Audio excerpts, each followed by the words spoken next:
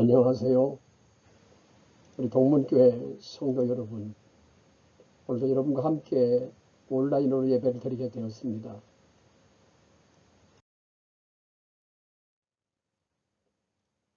금년 한 해 마지막 주일인 12월 27일 주일 오전 예배를 하나님 앞에 드리도록 하겠습니다.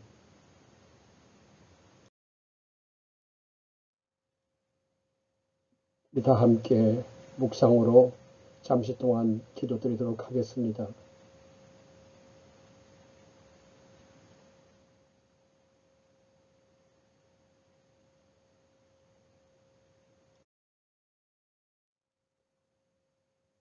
함께 들으실 찬송은 74장 찬송 오 만세 반석이신 이 찬송을 함께 드리도록 하겠습니다.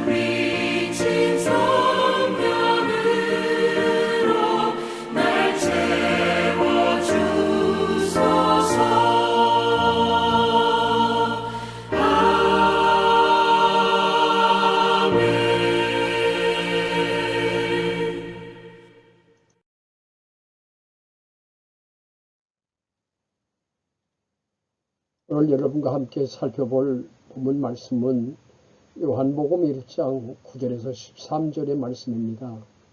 그리고 말씀의 제목은 당신의 거듭남 확실합니까?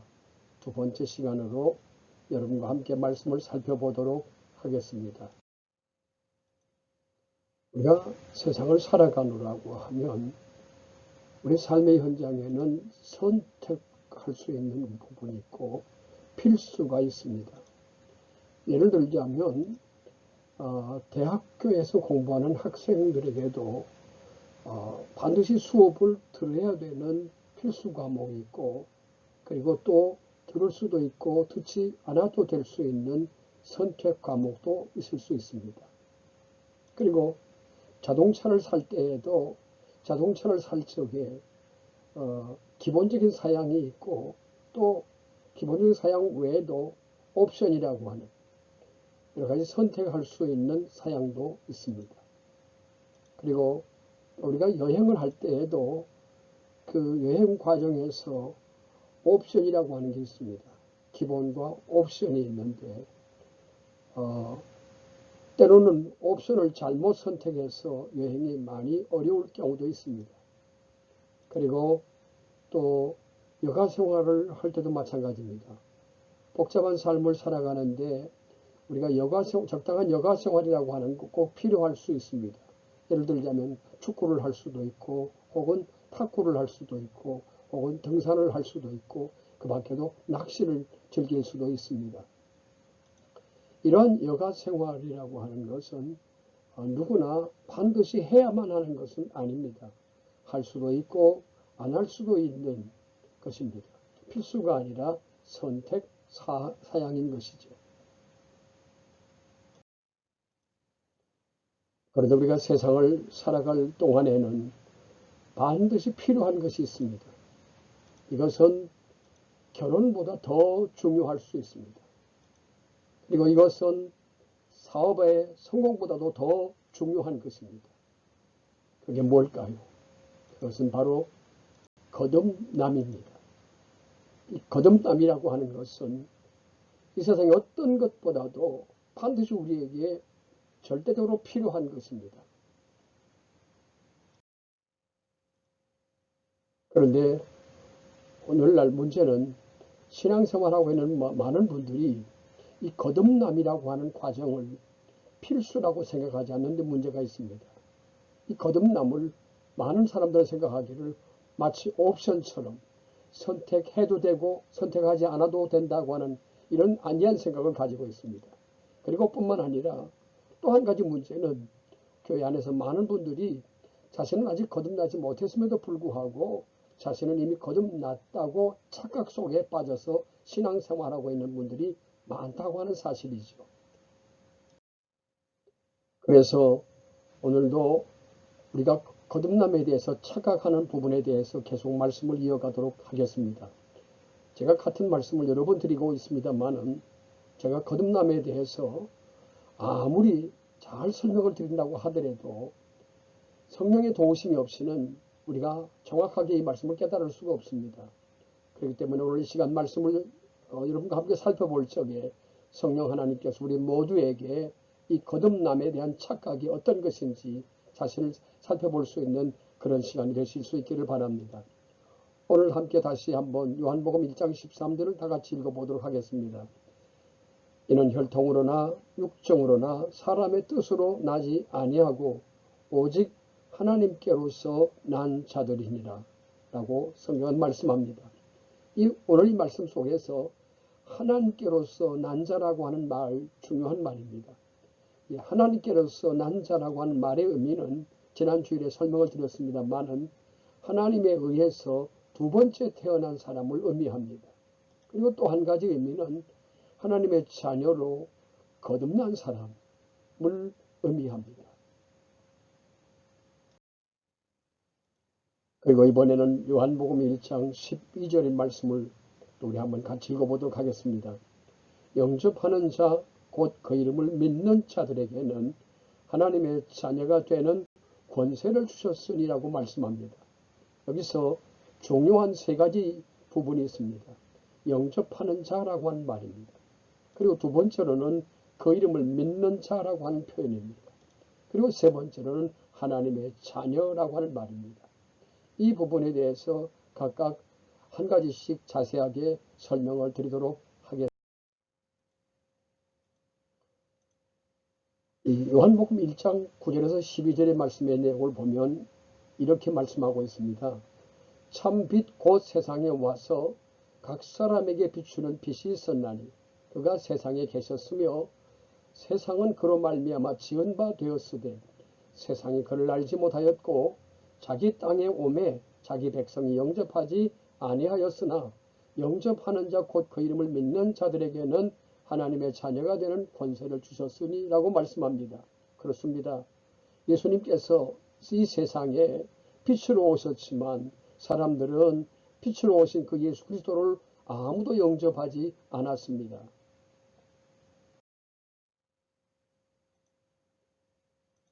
영접하는 자라고 하는 말의 의미가 뭘까요? 이 영접한다라고 하는 말은 헬라어에서는, 원어에서는 람바노라고 하는 단어가 쓰여지고 있습니다. 이 람바노라고 하는 단어의 의미는 붙잡다, 그리고 취하다, 꽉 잡다, 쥐다, 이런 뜻을 가지고 있습니다. 다시 말해서 우리의 적극적이고 결단을 요구하는 의미를 가지고 있는 겁니다. 그런데도 많은 사람들은 이 영접이라고 하는 말의 의미를 너무나 가볍게 생각합니다. 그저 가만히 앉아서 주님 내 마음에 들어오세요 라고 하는 정도로 그렇게 생각합니다. 예수 그리스도를 자신이 적극적으로 받아들이고 그분을 붙잡고 놓지 않는 것이 영접이라고 하는 단어의 의미입니다. 구약성경 창세기 32장을 보게 되면 24절 27절에 이렇게 말씀하고 있습니다. 제가 읽어드리겠습니다. 야곱은 홀로 남았더니 어떤 사람이 날이 새도록 야곱과 씨름하다가 자기가 야곱을 이기지 못함을 보고 그가 야곱의 허벅지 관절을 치매 야곱의 허벅지 관절이 그 사람과 씨름할 때에 어긋났더라. 그가 이르되 날이 새려하니 나로 가게 하라. 야곱이 이르되 당신이 내게 축복하지 아니하면 가게 하지 아니하겠나이다. 그 사람이 그에게 이르되 내 이름이 무엇이냐? 그가 이르되 야곱이니이다. 야곱이 형 에서를 만나기 전에 그는 마음이 몹시 형 에서에 대한 두려움이 있었습니다. 그래서 홀로 야복강변에 남아 있었는데 하나님이 보낸 천사가 그를 찾아왔습니다. 그때 야곱은 그 천사를 붙들고 밤새도록 씨름을 했습니다. 그 천사가 야곱을 이기지 못함을 보고 그리고 야곱의 허벅지 관절을 내리쳤습니다. 이때 야곱의 허벅지 뼈가 부러지고 말았습니다. 이제 그 천사가 날이 새려 할 적에 그가 야곱에게 말합니다. 나로 가게 하라. 하지만 야곱은 그를 결코 놓지 않았습니다. 야곱이 하는 말이 당신이 내게 축복하지 아니하면 내가 결코 당신을 가게 할 수 없습니다. 그를 붙잡고 놓지 않았습니다.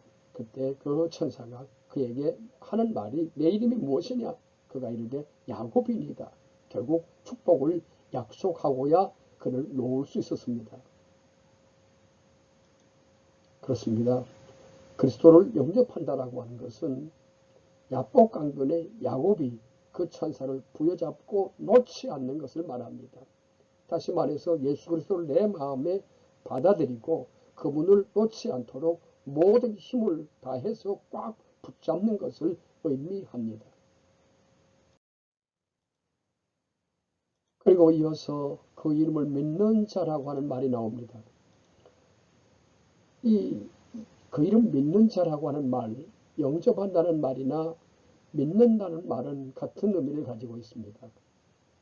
영접하는 것이 믿는 것이고 믿는다는 것은 곧 영접하는 것입니다. 그 이름을 믿는다라고 하는 말의 의미는 예수 그리스도를 자신의 구원자요 주인으로 믿는 것을 의미합니다. 이렇게 예수 그리스도를 나의 구원자요 주인으로 믿어줄 수 있다라고 하는 것은 사실은 자신의 의지와 노력만으로는 불가능합니다. 그래서 성경은 말합니다. 고린도전서 12장 3절에 말씀하기를 성령으로 아니하고는 누구든지 예수를 주시라고 할 자가 없느니라고 말씀합니다. 그리고 이어지는 세 번째 부분에서 하나님의 자녀라고 하는 말이 나옵니다. 다시 말하면 이 말씀은 영접한 자들에게 주어지는 하나님의 약속을 의미합니다. 다시 말해서 예수 그리스도를 영접한 자들에게는 하나님의 자녀가 되는 권세를 주시겠다라고 하는 약속이죠. 그리고 다시 한번 또 본문 말씀을 읽다 보면 여기 12절에 영접하는 자라는 말이 나오고 그리고 13절에 오직 하나님께로부터 난 자들이니라라고 하는 말씀이 나옵니다. 이 말씀을 통해서 보면 영접하는 것 그리고 하나님께로부터 나는 거듭남 이 두 가지는 사실은 같은 의미를 가지고 있습니다. 요 깊은 관계가 또 있는 말씀이기도 합니다.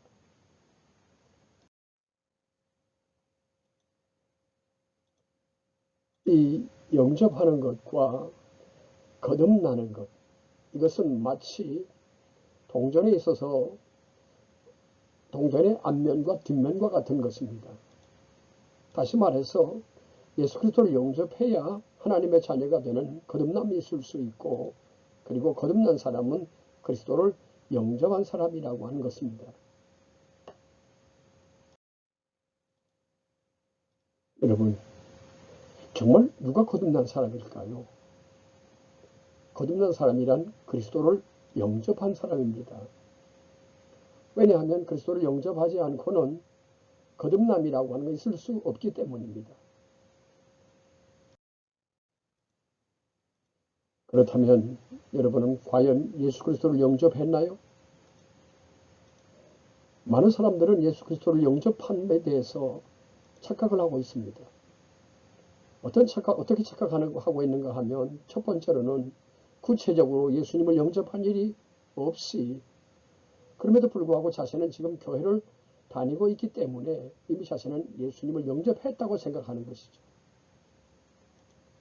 또 두 번째로는 어떤 사람은 자신이 어떤 계기에 어느 장소에서 영접 기도를 했기 때문에 예수님을 영접했다고 생각하고 있는 겁니다. 그런데 어떤 사람은 영접 기도를 하고도 지금은 교회 출석하지 않는 사람들이 있습니다. 그리고 영접했다고 하는데 신앙 자체를 부인하고 있는 사람들도 있습니다. 또 영접했다고 하는데 예배 시간에 말씀을 들으면서도 믿음이 생기지 않는 사람도 있습니다. 이런 경우에 해당되는 사람들은 결코 그가 진심으로 그리스도를 영접하지 않은 사람입니다. 그는 거듭난 것도 아닙니다. 그렇다고 하면 어느 한 사람이 그가 진정으로 예수님을 영접했느냐, 이걸 어떻게 알 수 있을까요? 이 부분에 대해서 예수님께서는 마태복음 7장 21절에 16절에서 20절의 말씀에서 밝히 말씀하고 있습니다. 그 부분을 제가 한번 또 읽어보겠습니다. 그들의 열매로 그들을 알지니 가시나무에서 포도를 또는 엉겅퀴에서 무화과를 따겠느냐. 이와 같이 좋은 나무마다 아름다운 열매를 맺고 못된 나무가 나쁜 열매를 맺나니, 좋은 나무가 나쁜 열매를 맺을 수 없고 못된 나무가 아름다운 열매를 맺을 수 없느니라. 이러므로 그들의 열매로 그들을 알리라고 말씀하고 있습니다. 진짜 복음을 듣고 정말 예수님을 영접했다면 어느덧 그 결과가 삶 속에서 드러나게 되어 있습니다.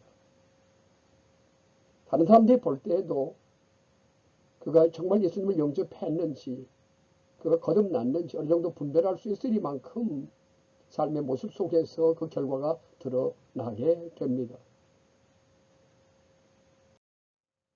그러면 진정으로 예수 그리스도를 자신의 구원자요 주인으로 영접했다면 삶 속에서 어떻게 그의 모습이 나타나게 될까요?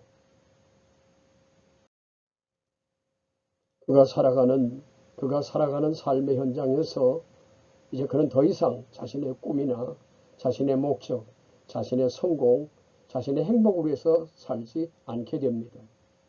고린도후서 5장 15절에서는 이렇게 말씀하죠. 그가 모든 사람을 대신하여 죽으심은 살아있는 자들로 하여금 다시는 그들 자신을 위하여 살지 않고 오직 그들을 위하여 죽었다가 살아나신 이를 위하여 살게 하려 하심이라고. 두 번째로 그가 정말 예수님을 진정으로 영접한 사람이라면 두 번째는 자신의 주인이 바뀌게 됩니다. 예수를 영접하기 전에는 자신이 모든 삶의 주인이었습니다. 그래서 자신의 생각, 자신의 뜻, 자신의 판단대로 그렇게 결정하고 살아왔습니다. 그러나 그리스도를 주인으로 영접하고 나면 이제 달라집니다. 자신의 모든 삶의 영역에서 자신이 주인이 아니라 예수 그리스도가 주인이 되신다고 하는 사실이죠. 그래서 매사에 주인에게 물어보고 그분이 원하시는 대로 살려고 노력하게 됩니다. 물론 그리스도를 영접했다고 해서 처음부터 완벽한 모습으로 드러나는 것은 결코 아닙니다. 사람에 따라서는 어떤 사람은 빠른 시간에, 또 어떤 사람은 오랜 시간을 통해서 그리스도를 더욱 알아감으로 서서히 거듭남의 열매가 드러날 수 있게 됩니다. 그러나 분명한 사실이 있습니다. 그리스도를 영접했다고 하는데, 거듭났다고 말은 하는데 여전히 자신을 위해서 살아가고 있고, 자신의 삶 속에서 여전히 자신이 삶의 주인으로 살아가고 있다고 하면 그가 과연 예수님을 영접했다고, 거듭났다고 생각하는 것은 착각일 뿐입니다. 예수님께서는 이렇게 착각 속에 빠져있는 사람들에게 이렇게 말씀하고 있습니다. 누가복음 6장 46절에 보면 너희는 나를 불러 주여 주여 하면서도 어찌하여 내가 말하는 것을 행하지 아니하느냐고 책망하고 있습니다. 글과 말의 마술사라고 하는 카피라이터 중에 이만재 씨라고 하는 분이 있습니다.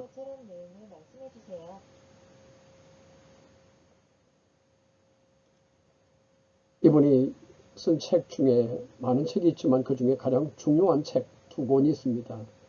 한 권은 예수 안 믿으면 손해보는 77가지 이유라고 하는 책과, 그리고 세상 속에 막 쪄낸 찐빵이라고 하는 책이 참 유명한 책입니다. 여러분 그저 할 수만 있으면 이 책을 꼭 사보시기를 권해드립니다. 이분은 카피라이터로서 늦은 나이에 교회를 다니게 됐고 예수님을 만나게 됐다고 합니다. 이분은 예수를 믿기 전까지 성경 말씀이 하나도 믿어지지 않았다고 합니다. 그리고 아내와 결혼할 때에도 교회 나가겠다는 조건으로 결혼을 했기 때문에 어쩔 수 없이 아내에게 끌려서 교회 다녔다고 합니다. 하지만 그는 교회는 다녔지만 예수님을 믿지 않았습니다. 그의 표현을 빌리자면 마치 그는 순교하는 마음으로 교회에 출석했다는 것입니다. 그가 교회 가서 목사님의 설교를 들으면서도 참 뻥도 심하다라고 생각했습니다. 오병이어의 기적이라든지 무리를 걷는 기적에 대해서 들으면서 목사 양반이 멀쩡한 것 같은데 참 거짓말도 잘하네 라고 생각했다는 거죠. 그런데 어느 날 성령님께서 그에게 역사하셨습니다. 성령께서 역사하시니까 예수가 바로 하나님이라는 사실이 믿어졌고, 그분이 나를 위해서 십자가에 달려 죽으시고 부활하신 분이라고 하는 사실이 확신 있게 믿어지더라는 것입니다.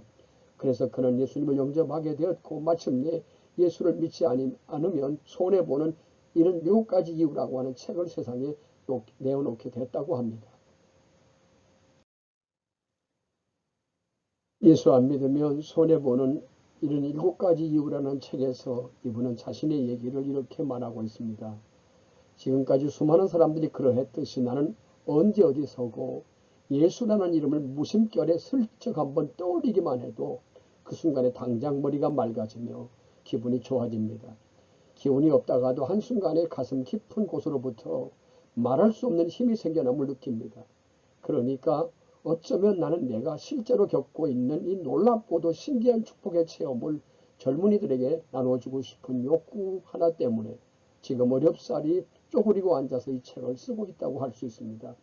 예수를 믿으면 사람이 얼마나 크게 달라지는가에 대해서는 그야말로 책을 수십 권 써도 다 담을 수 없습니다만은, 나는 내 자신의 존재가 바로 그 살아있는 증거물이라고 하는 생각을 하루에도 12번도 더 한다고 그렇게 그 책에서 말하고 있습니다. 다시 한번 오늘의 본문을 읽어보도록 하겠습니다. 영접하는 자 곧 그 이름을 믿는 자들에게는 하나님의 자녀가 되는 권세를 주셨으니 이는 혈통으로나 육정으로나 사람의 뜻으로 나지 아니하고 오직 하나님께로서 난 자들이니라. 오늘 말씀을 여기서 마무리하겠습니다. 자, 여러분에게 묻고 싶습니다. 여러분 정말 그리스도를 영접하셨습니까? 그리고 영접하셨다면 그 열매가 뭡니까?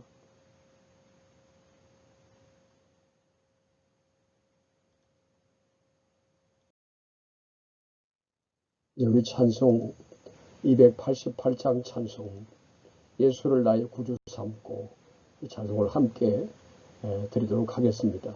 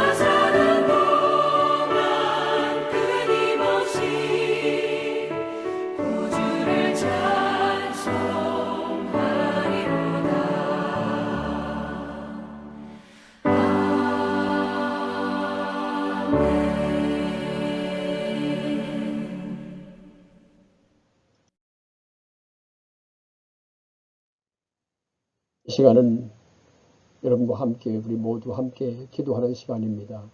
첫 번째로 동문교회 모든 성도가 거듭나게 해주시라고 기도하십시다. 그리고 새로운 목회자 천명을 위해서 함께 기도하십시다.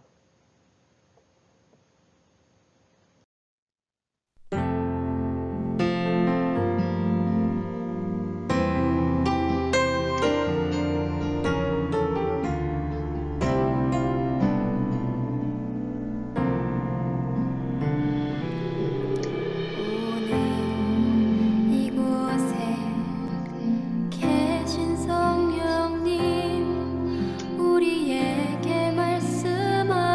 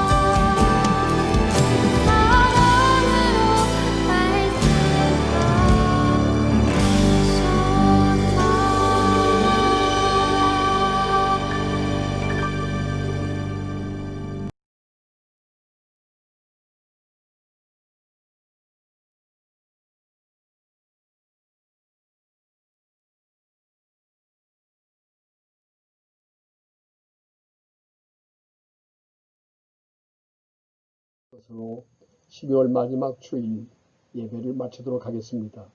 이번 한 주간 동안도 여러분 모두 건강하시고 평안하시기를 위해서 저는 계속 기도하겠습니다.